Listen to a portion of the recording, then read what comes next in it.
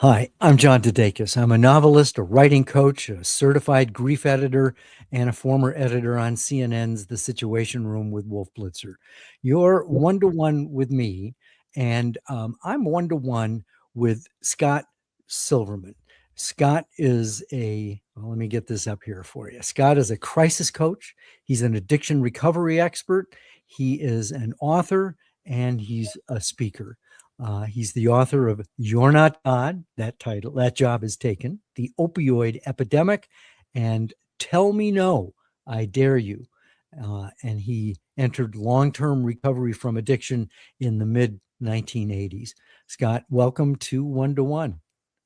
Well, John, thanks. It's really good to be here and good to see you.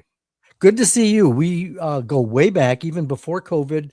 I spoke at one of your groups way back, probably 15. Well, I don't know if it was 15 years ago or so, but in San Diego, to a professional group, and you've been in recovery for a long time, and so I always admire someone who has, faced the truth about themselves and then, dug deep and dealt with it. And you've got, a long history of having turned things around. So tell us about your story. What were you like beforehand?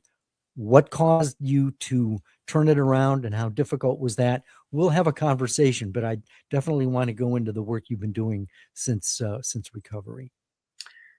Well, it's important for me to keep talking about because as I get older, I think I'm not remembering all the details, which in many ways is a good thing.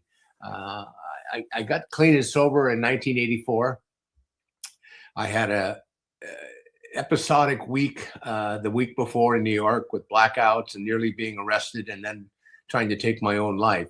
And Mm. as far as the history goes, I grew up in a traditional family. It was a working family, a family business.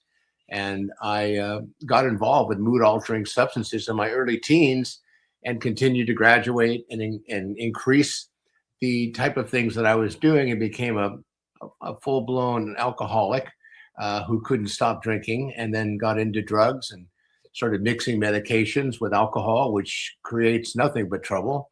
And over time, I was functioning. I worked again in the family business. I had a big responsibility. I was working 100 hours a week, and I thought I was getting my job done. But I was needing things to go to sleep, needing things to wake up. And then when that last moment came, and I thought maybe I should just stop doing everything, including living. And that was a catastrophic event for me. And that was on a Friday morning in New York. And then by Saturday morning the next day, to make a long story short, I checked into treatment. And from that moment on, my life changed, and I How became real involved. how close did you come to taking your life? Well, that's a great question. I was on the 44th floor of a colleague's office on a building in Manhattan. I literally had physically gotten to the windowsill. The window was open. It was a hot day in New York, and I was prepared to just lean back and fall. So I don't think you can get any closer than that. I mean, I really had such a horrible week. A lot of embarrassing things happened, and I felt like there's no way I'm going to explain this. So better for me just to go away and let people remember, hopefully, the things that I had done in the past in a good way. And I didn't know how I was going to face my wife and my family and my colleagues and the community. So I was literally sitting on the windowsill. I got halfway out, and the guy's office I was in, he happened to walk in to get some papers. And he says, "What are you doing, man? You're going to fall out the window." And I Mhm. said, "I'm just getting some air. I'll be right in the meeting." And I call that my divine intervention, because had he not walked in, I was prepared. I was literally at the window. I knew there's no way I was going to survive that fall, because I didn't want to. Mhm. And I felt I'd done enough damage to myself and my family that it was time for me to, say I'm sorry in a big way. So that was a moving event, a game changer for me. And from that moment forward, when he intervened, I decided I needed to get the help that I didn't even know what I needed, but I was told that, you have a problem. Yeah. And I thought my problem was I was depressed and working too hard, and I needed to have things to make myself feel better. How would you describe your emotions at that time? Did you feel life was meaningless? Were you ashamed? I mean, were you conscious of emotions? There was nothing about my emotional stability at that point that I could really look at myself and say, hey, you're doing a good job. I felt less than, my self-confidence was low. My self-worth was gone. My shame was very high. And I've learned enough about this disease that it doesn't really matter where you think you might be at because of the denial that goes along with mood altering substances. I wasn't feeling positive about anything except when I was under the influence. And when I was under the influence, I didn't have to feel, I was numb. So I was numb a lot. And once I stopped becoming numb, I had to deal with all of the different underlying trauma and the feelings that I experienced. But there was nothing in my life that I felt good about. I'd just been married 2 years, so that was a happy time. And she was my best friend, still is. And I found that I really wasn't processing anything.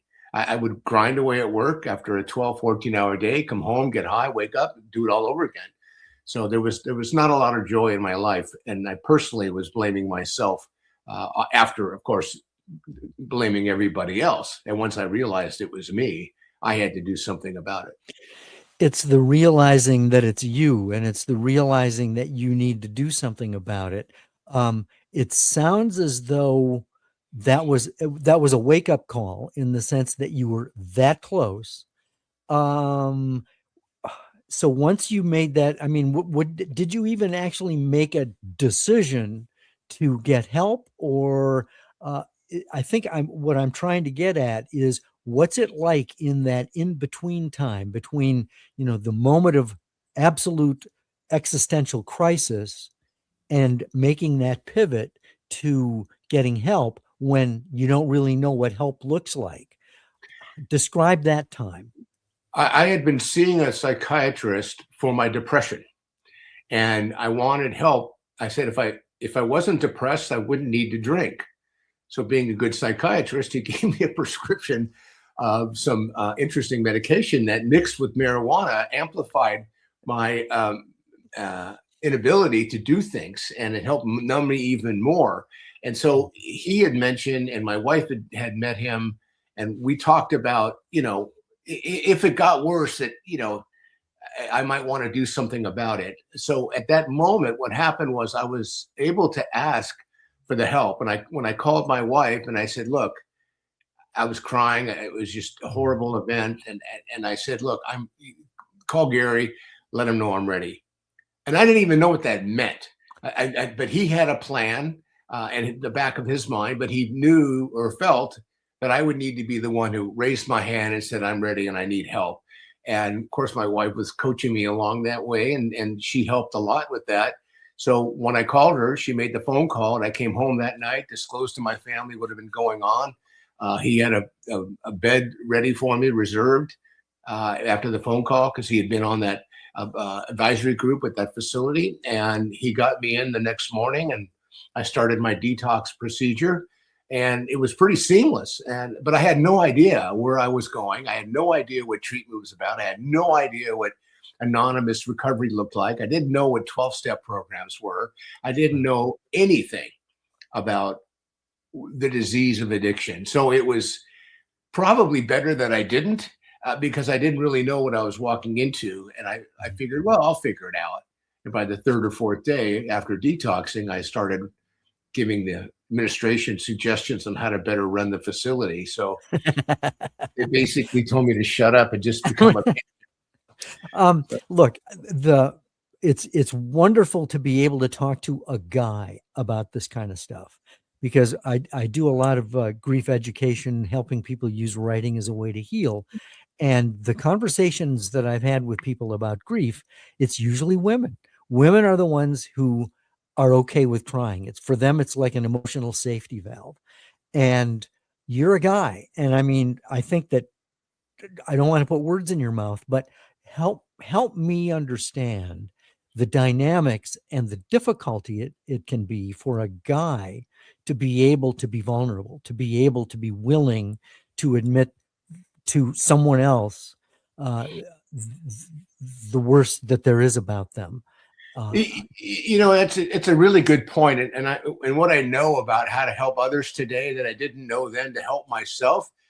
To be brutally honest, my I checked in on a Saturday morning. I went to a men's meeting that night in the facility where people came in with who had some experience and life experience, and I was on high doses of Valium to prevent myself from medically overdosing and getting sick. And I asked the question. I said, how does this program work? And the first comment was, well, you need to take the cotton out of your ears and stick it in your mouth. And I had no idea what that meant. So I sat quietly because I was brand new. I had this, my wristband on. I didn't know anyone in the room. I had just unpacked that day and had, I think, a tuna fish sandwich and Jello, which is good hospital food. And I'm at this meeting with a bunch of guys that say, we're going to love you until you can love yourself. And I'm thinking, oh man, this is a scam. I've been set up here. Yeah. And then I asked again when they said, any of the new people have any other questions? I go, I don't understand your point. He said, let me put it to you simply. Just shut the F up and listen. And from that moment forward, I took that advice. So I didn't have my ego basically parked itself outside, and I was able to start listening because I knew everything there was on how to manage my own feelings. I thought I knew everything there was on how to anesthetize myself, but I knew nothing about recovery. And one of the things I've learned in my journey of helping others, when you compare addiction, I call the disease of the mind, to something like diabetes, and I don't have to blame myself. This is something that I didn't choose, and that my behavior and my actions were outcomes because of this disease. But it was up to me to manage what I needed to manage. And I didn't know what that was until time took its course on how to get better. So from a ego perspective, and I like the term ego stands for edging God out. Once I established a connection with the fellowship, and I had other people tell me, we'll love you until you can love yourself, I gave myself permission to quiet down and to listen to others and to learn, not only from the professionals and the clinicians, but the people around me who had been there and done that. Even though some of their stories were, a little hard to listen to, I'm one of those people. I go to 7 meetings a week every morning, and I still do it, after roughly 42 years, coming up on 42 years. And I do that because I want to be reminded that I am human. It's okay not to be okay. And it's okay to be okay. But I needed the tools. And that's where I got the help. But I couldn't get the help till I was willing to shut up and listen to others. At what point, how long did it take from when you first shut up to where the nickel dropped and you were starting to understand and you were able to start making that pivot?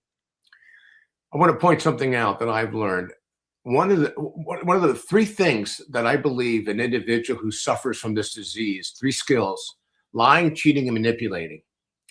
And I lied, cheated, and manipulated for years, like most people do. And then when I got clean, I had no tools. So what happened was I felt like there was two parts of me. There was a part who wanted to be taught and was teachable. And there was a part that didn't want to let go because there was a fear.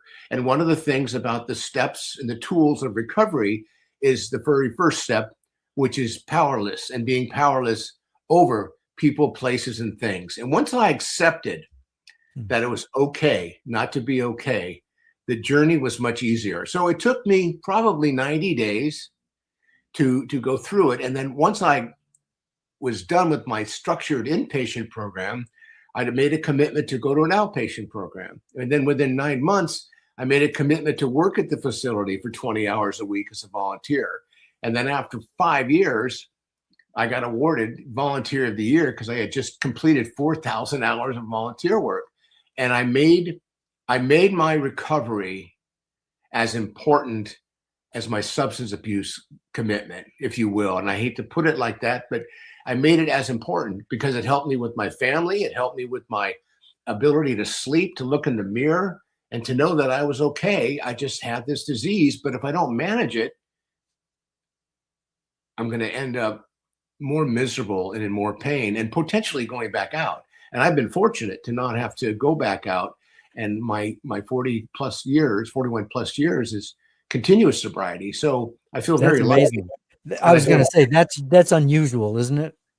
It's a small percentage of people that get it. A lot of people, look, the data in the industry is 95% of the people that go to a 30-day inpatient program like I did that do nothing afterwards, 95% will relapse.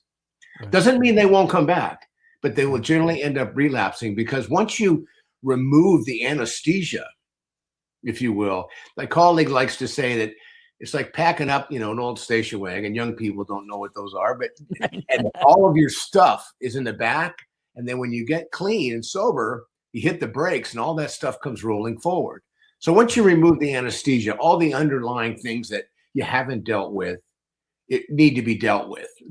There's no rush, but it has to be constant. For example, like diabetes, once the doctor makes the assessment, you monitor your insulin level, you take a look at your intake of food, and you work on your exercise.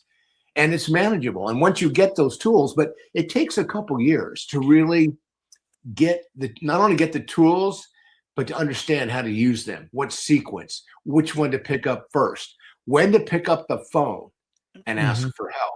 And if I'm hearing you correctly, I think what you're saying is that you knew what it was like to be addicted. You knew what that felt like. You knew what your life was like. I was an expert. I tried to find a way. Actually, I am a retired unlicensed pharmacist.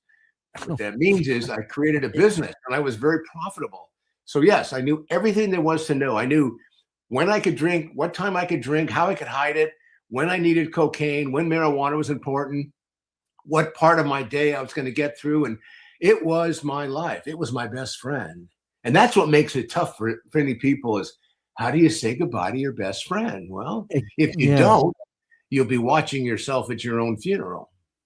Well, and that leads me to my next question, or at least the second part of that. And that is that you knew that one side really well, but my hunch is that when you started to recognize the alternative and you saw that had potential, it in a sense reduces the temptation to go back because you were already experiencing an alternative that seemed to be an adequate or a much more superior replacement to what you had. Is that about right? Yeah, and there's a term we call fake it till you make it. And so you kind of mirror what you're seeing around you, because if you see people who have 5, 10, 15, 20, 30, 40 years of continuous sobriety, you have to wonder, what is it they've done that I could do, should do, or need to do to be like that, to have that quality of life?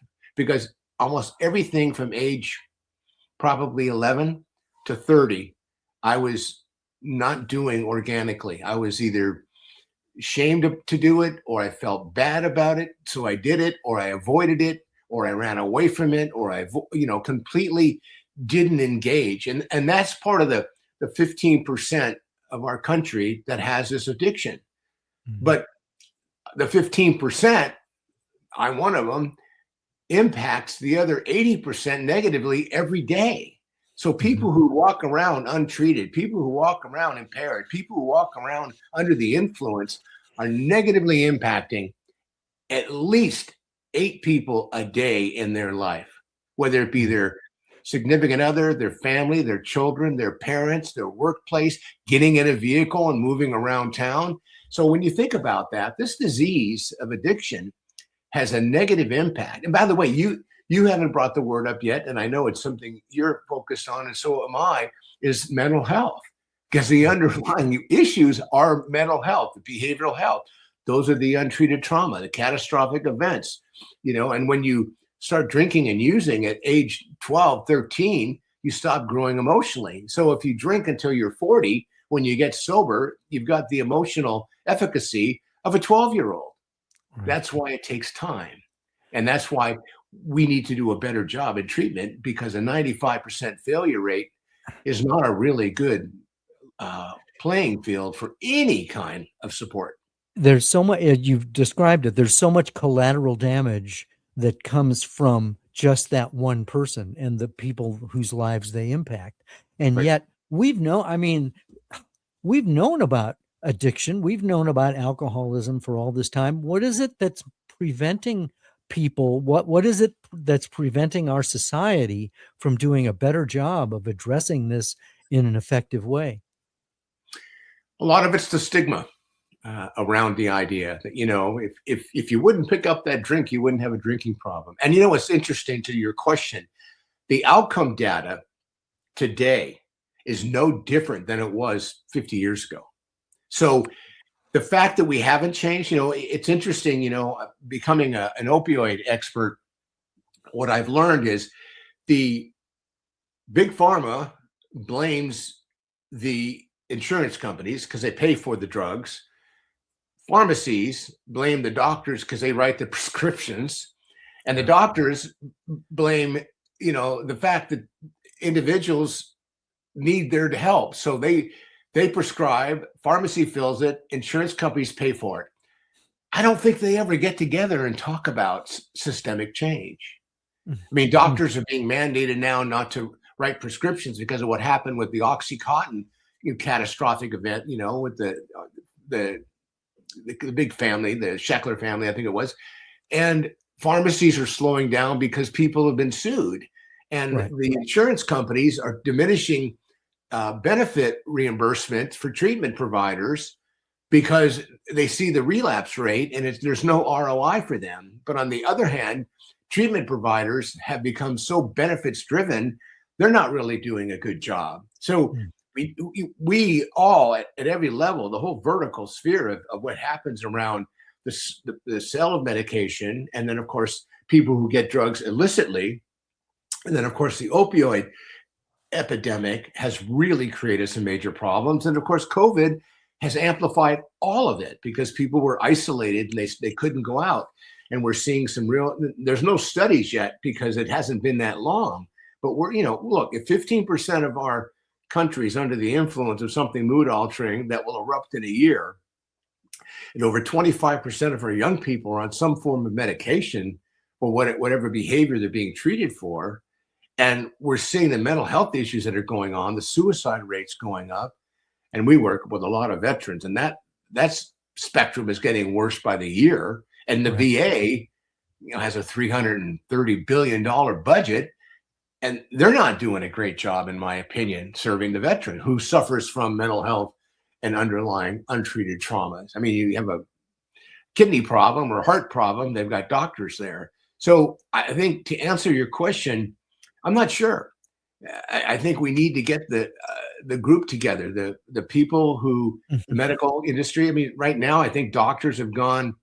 The AMA is now mandating, going from 4 to 8 hours of more education around addiction. Psychiatry, people aren't really seeking that as a way to go, just because it's very opaque, behavioral health, and it takes a real special heart to want to help people who suffer. And the demand is so high now.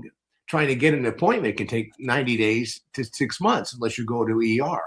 And then you get attention, but only in a superficial way to get started. At what point in your recovery did you actually start helping others, and how? For me, it was immediate. I once I got out of treatment, there's something I heard consistently from old timers. I call them old timers, not Alzheimer's, but old timers. If you don't give it away, you can't keep it. And for some reason, I grew up in a family that was very philanthropic, very altruistic. I mean, I can remember as a kid, we were doing food drives, in October for Thanksgiving for the greater needy in our community. And I was very involved with that. So when I heard, you can't keep it unless you give it away, I thought, well, if I really give a lot away, can I keep even more? And I was kind of selfish that way. I was backfilling my own foundation, because when I looked back and took my own inventory and looked at what I had been doing to myself and to my family and my coworkers, and I didn't get arrested. I got caught, but back in those days, you could be driving under the influence. And if you could convince the person who pulled you over that, you're only a mile away from home, many cases, they'd let you go. It's different today. Mm. I probably would be put in jail numerous times in today's world. And so, thank God law enforcement's made the shift. But at the end of the day, putting people in incarceration hasn't helped, because rehab internally, when you're incarcerated, doesn't really make you a more robust learner. You have to just learn to survive.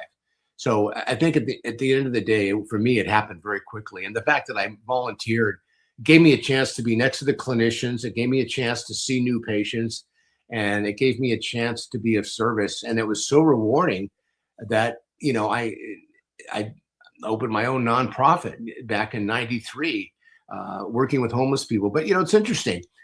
The homeless industry, I call the homeless industry, which I'm now officially out of, but being pulled back in, has similar outcomes, if not worse. And you have to ask yourself, how is that possible? And in our community, San Diego, according to our district attorney's office, 95% of the people that are arrested are under the influence of something mood altering. So the fact that we haven't figured out a way to create some systemic change, it just doesn't make sense to me. Clearly, people are either making money off of it and they want to continue that and they don't want to give that up, or because we really haven't found a magic solution for it yet. My hunch is that there are a lot of people who are listening to this who will say, and they know they're not addicted, but they know someone in their life is, and it's causing problems. But, is there any way that a person can intervene if the other person is not interested in getting help? I think the word intervention is kind of interesting, because many people think, well, you got to bring in a specialist. And I'm an interventionist, and I'd like to be part of helping families. But yes, you can get educated. And what I teach families, which is kind of scary when you think about talking about it, I teach families to shut up, because they're trying. What does that mean? Why? Because they're trying to be helpful and it's not helpful. What does shut up mean? Come on now, John. You're married, right? you have friends and family. You work in the business world. It's Right. simply to say, look, if what you're doing is not working, let's find another way. And when a parent tells a child you need to stop using drugs, the translation in their head is, I'm going to have to hide what I do better. Right. I'm going to have Okay, but devil's advocate, if you shut up, what good are you? You're not saying anything. Well, there's a way to say it. There's a way to sit down with a loved one and say, what I see scares me. I don't really understand what's taking place. And I've seen some of the things that are going on. You appear to be hurting. How can I help you? How can I support you? What can I do to be a better mom or a better dad? Or how can I listen differently? I need you to help me. When you ask somebody a question, it's really hard for them to get angry with you. And most of the anger is the shame that goes along with the fact that they feel like they've disappointed someone that cares about them, and they don't want to come clean, and they don't know how to really articulate themselves. So what happens is people kind of separate and go their own way. So when a parent tries to help a child, loving a person to wellness without using the right kind of tools and framing is the same thing for somebody who doesn't have the tools and framing to get clean, to get sober, to get help, or even how to ask for help. Help me understand that. Say that again. Loving a person into to wellness isn't necessarily the best way to go. For example, somebody breaks a leg. I have never met, well, some people. Well, I went on YouTube and I saw how to. No, you take them to the ER. If you take time to get educated as a parent or a close family member or a colleague or a coworker or even a good neighbor, and you think your neighbor has a drinking problem. Let's keep it basic. It looks like, Bob has a drinking problem. Well, how do you know? Well, he goes for a walk and he takes out a pint, and when he comes back, he throws it in our trash can, not his, on trash day. Oh, okay.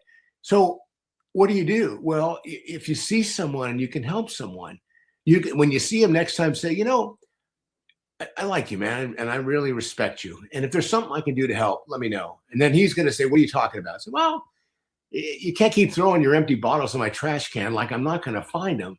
So if something's going on you want to talk about, let me be of service. Let me help. Tell me more. Explain it to me. What can I do to help? And then, and to your point, I'm going to come back to the part of this question. You mentioned that, it was something like 10 years ago, 1 in 10 people, maybe knew that someone, or they knew someone who had a problem. 5 years ago, it was 5 in 10. Now it's like 1 in 1.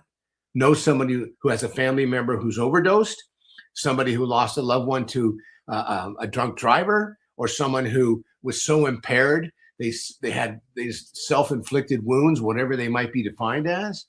So to go back to the conversation, how do we have the conversation? First, assume you don't know how. So try not to fake that, because the trigger words, I call them, will set that person off. So either seek professional help, go online and Google, I have a loved one who has an alcohol problem. What are my best next steps? We don't do that. Mhm. We don't do that, because most things that happen to people medically, we take them to the ER or the ED. We call our family practitioner. We call our family member used to call their dermatologist, because they were very close with him. Say, oh, my friend had a heart problem. Well, the dermatologist didn't know what to do, but he that's where they went to for their go-to for information. And just be mindful that if you don't know what to do, A, it's okay. B, it's not your fault. Or actually, even A, it's not your fault. B, it's okay not to know what to do. Seek help, get information, get education, get informed, talk to someone who's been through it. Call your general, practitioner, talk to your faith-based leader, talk to someone, a family who's maybe gone through it, because they'll love to help you. They'll love to help you, especially if they've learned what happened and how to help. You've written a few books about this, and I want to take a look at this. I'm going right to your website, and tell me no, I dare you. This is basically a memoir, right? How to get to yes.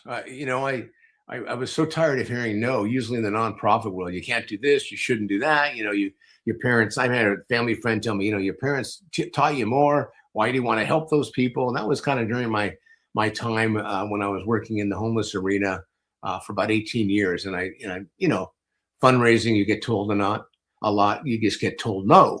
I mean, I've been married a long time. I've heard no a lot. And that's what the book was about, is how to get to yes. Okay.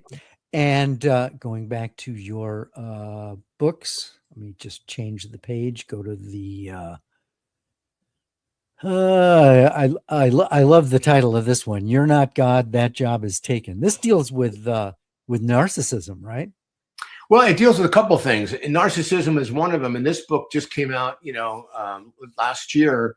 And the concept behind this book, each month has become more relevant when you think about who's running things in our country and how they're doing it.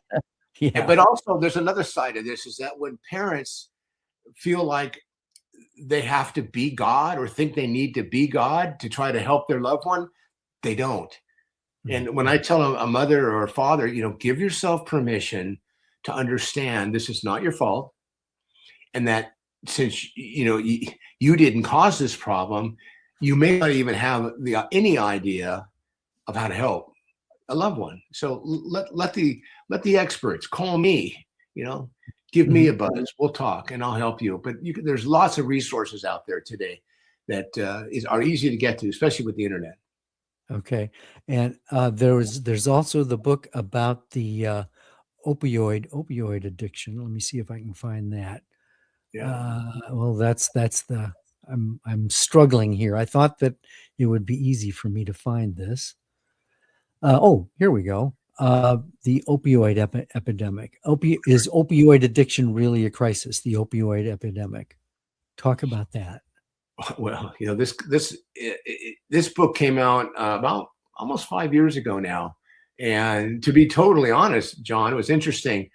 The book that just came out, You're Not God, That Job Is Taken, is what I wanted to do 5 years ago, and I had someone convince me that the opioid crisis is so bad. You're an SME, subject matter expert in the field. Why not write a book about it? And I did, and here it is. And it's right in the middle of how things were just blowing up. And we're still experiencing, as a country, 400 overdose deaths every day. And I know that the White House was bragging last year, it's really gone down 18%. Okay, so it's gone from 120,000 down to 100,000 a year. It's still way too high. And, and now with fentanyl the way it is, and the cartel is so powerful, and because fentanyl is a synthetic, it's easy to manufacture domestically. And we're seeing new strains of fentanyl coming out that's even 10 times stronger than actual fentanyl was. That's now hitting a couple of major markets in the U.S. So that book basically was about trying to help save some lives and create systemic change. I mean, I sent that book to every governor in the U.S. I got 4 thank you notes and 1 book sent back saying we can't accept gifts, and that was it. So that's why pushing the you're not God, that job is taken has really become important. And I was going to launch it last year, and I wanted to wait, and and I haven't sent a copy to Trump. I probably should, but there are some people that aren't going to pick it up and read it. Well, and the interesting thing is Susie Wiles, his chief of staff, she's the daughter of Pat Summerall, the famous sports broadcaster who was an alcoholic. And Susie, when she was talking in depth with, I think it was the Atlantic or, a publication, and she described Trump, who is a teetotaler. His brother, I think, died of alcoholism, and Trump does not drink, but Susie says he has an alcoholic's personality. Yeah. Well, compulsive, obsessive, addictive behavior. Clearly, I mean, you can't do the volume of things he does in a given day and be just a mellow kind of hangout dude. I mean, he clearly, and with his insomnia, they talk about, he's pretty busy all the time, and it's amazing that he's been able to keep up the pace that he keeps up. And I hope he slows down. So maybe you can talk to Susie for me, get her, and I think you have a copy of my e-version, send it to her. I mean, I'd love to be able to figure out a way to leverage the information that I've gathered, and I'm not a clinician. So when I sit at a table with the DEA and the U.S. Attorney and the Border Patrol and Sheriff and law enforcement and the AG's office, I come to the meeting in it from a different perspective. I talk treatment, they talk enforcement, and I think that's part of it, because most of the money, for your earlier question, goes towards enforcement and not towards education and prevention. But insurance companies historically won't pay for prevention and education either. So part of how we treat illnesses is, in my opinion, kind of back-asswards, and we need to find a way to do better at it. Because part of the reason I'm even in the treatment business now, running an outpatient program, working with veterans, the Veterans Navigation Center, and confidential recovery, is I got tired of going to funerals. Yeah. I mean, and during COVID, I was going to a virtual funeral almost every other week because the morbidity rate really grew during that period of time, because isolation is not a good thing for somebody who's suffering at any level from anything. How do you keep from being discouraged? I'm sorry? How do you keep from being discouraged, or do you? Oh, when you're able to hear somebody call you. I mean, I got a call 4 weeks ago. I've had your number for 3 years when you were on the local station, and I want to talk to you about my son. So we go on for a few minutes, and I do free coaching along with my other coaching. And I said, how long have you had my number? She said, well, 3 years. And how old's your son? 44. So how long have you been putting up with this behavior? She said, well, since he was 19. So, that's encouraging. I mean, I don't think I'm discouraged. I don't get discouraged. I think what happens is I get frustrated sometimes, but it's really because the people the change agents or the major influencers could be doing such a much better job. I mean, you look at, administrations, and I've always been kind of apolitical running a nonprofit. You can't really be political and expect donors to support you. And now that we have a newer nonprofit that we repurposed, just watching some of the leadership take the positions they take and the reasons why. And, you know, you look at the two topics that are the gun issue, abortion, the division we have. And then when it comes down to politics and power, I have gotten realistic and realized that we're not going to see systemic change from the people who, you know, because once you've reached that level of all the money you want, and then you get the power, you're not going to change anything because you become so self-centered and narcissistic and control-oriented, in my opinion. You're going to keep doing what you're doing until you hit a wall, until you lose a loved one, you know, or, you know, and it happens to people. They do, you know, Trump lost a brother, you know, JFK, you know, is in recovery, and he doesn't talk about. You mean RFK?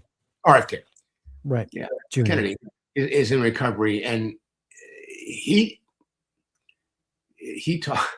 should be talking about it more, because what an opportunity, head of Health and Human Services, to have an impact on that arena. And it's not a popular topic, and I think that's why he doesn't talk about it, you know, from his platform. Well, he has another agenda, you know, whatever it is, it is. Sure. Well, I mean, look, you and I could go on for a very long time, and I think we should probably do this again, because there's so many other questions that I want to get into. But I think that we've certainly set the table, and I so appreciate your personal story, because I think that, you know, there's nothing that beats life experience. And, you know, you've got 40 years of 40 plus years of sobriety, and working on yourself, and being mindful of the dangers, and at the same time helping other people. And what I find astounding is that, you know, you're willing to give out your personal phone number, 619-993-2738, for people. And I dare people to call me, because, you know, it's interesting how many people won't call. And I encourage people, look, if you don't know and you're hit a wall, you know, we can take a few minutes, and I'm in San Diego, and it doesn't matter where you are on the planet, because there's resources anywhere and everywhere. And if I could be of service, I'll give you some pointers, and, you know, do that for free, which is my second favorite F word, which I have not used today, which is that's your second. Well, I know what the first one is then. Yeah, it's not food. So I give it out, because if when I'm one of those people, I get a strange number in my phone, unless it says spam, I'll answer it, you know, and I'll say, how can I make your day better? Because to me, if I answer the phone and it's a family member who's struggling, and by the way, the addict never calls, it's the family, right? 90+% of the time, it's the family member, you know, so-and-so has got a problem, and I can't help them. Okay, well, let's see if I can help you get some help. Right. Well, let's just run through the the contact stuff here. First, let me go to you have two websites that we'll focus on here: scotthsilverman.com, your personal website, or yourcrisiscoach.com. I know there are a lot of other things that you're involved with, but these are definitely ways that people can get in touch with you. By email, they can reach you at scott@yourcrisiscoach.com. And this is the website, yourcrisiscoach.com. And that phone number, operators, only one operator is standing by. And that's Scott himself at 619-993-2738. Anything, what else are you working on? Well, we're looking at Medi-Cal in California now to try to help a different population, but our focus right now is veterans. There, you know, I work with homeless, I work with first responders, I work with professionals, but it seems when people hear veteran, they want to help. What's fascinating, we're one of the largest military towns in the country per capita. San Diego is, and half our veterans don't even have insurance. And you know, we have what about the VA? Well, the VA has, you go on their website, there's more information there than I think even God has on his website. But it requires the veteran to make a phone call. And when you call and you get a voicemail, and the wait list is so long. They're not very proactive, if you will, when it comes to marketing outside. So we've partnered with them and we said, look, we'll take your wait list, we'll take the knuckleheads, we'll take people who won't go, because a lot of veterans don't want to go to the VA unless it's a medical emergency.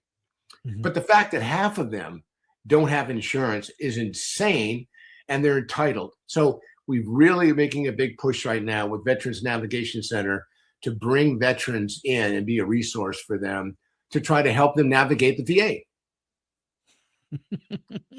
And what am I not asking that I should have asked? That's a question I like to ask people too. And when I do my podcast, which is your crisis coach podcast, look that up. Just Google me, by the way, Scott H. Silverman, and whatever you want to find out, cherry pick it, and then call me. I think the most important thing is if you have an idea of how we can get the message out more effectively, or if you're passionate about helping others and want to work together, if you know that something's really working in your community and we can collaborate, let's talk about it. So it's how can I be of more service? Before I leave the planet, I'd like to see some systemic change. And if I have 100% impact on change, that would make me happy. I mean, I've just turned 72 and I feel like I can keep doing this, and I don't see myself retiring. When I retire, I'm just going to have to get one of those, senior citizen phones with the volumes louder so I can hear people. But and I do almost everything I do is virtual. So wherever you are on the planet, call me, text me, email me. Let's figure out how we can do better at helping others, and more importantly, try to inroad the influencers. And look, Dana White, he's one of those guys. He's doing the big thing now at the I don't know, the fighting arena at the White House. I saw him in an interview once, and he said, "Hell, I'll talk to anybody." I reached out. He didn't respond. And those are the kind of people that they have these platforms and they have these followers that can really create systemic change. And I know they're on their own business, and I'm not asking them to take on my business, but these are the kind of people that can, one phone call from them can make things happen. So I would invite people who have those platforms and you're passionate about it. And look, we've seen a lot of movie stars and sports figures in recovery, and they're getting more public about it. So that's a good thing. So the thing I'd like to help people do is help me help others. Okay. I need help. 3 of the hardest words to say in the English language. I need help to get the message out. And I'd love your help to do it. And I'd love to work with you. Okay. Scott H. Silverman. Wonderful conversation. I always enjoy talking to you. I hope we can do it again. And I wish you well on all the work that you're doing. May you continue for a long time. Thank you, Scott. Thank you, John.